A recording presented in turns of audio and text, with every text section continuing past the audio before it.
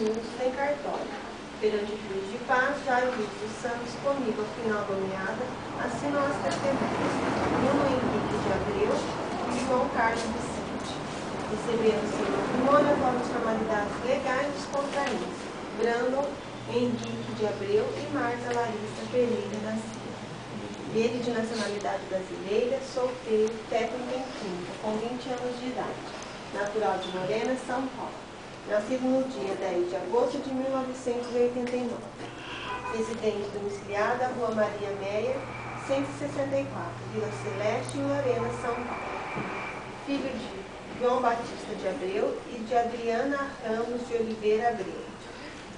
Ela, de nacionalidade brasileira, solteira, prendas do lar, com 22 anos de idade, natural de Lorena, São Paulo. Nascida no dia 17 de março de 1981. Residente domiciliada, Rua Maria Meyer, 184, Vila Celeste, em Lorena, São Paulo. Filho de João Bosco da Silva e de Marilza dos Santos Neves da Silva. A contraente após o casamento passará a se chamar Marta Larissa Pereira da Silva.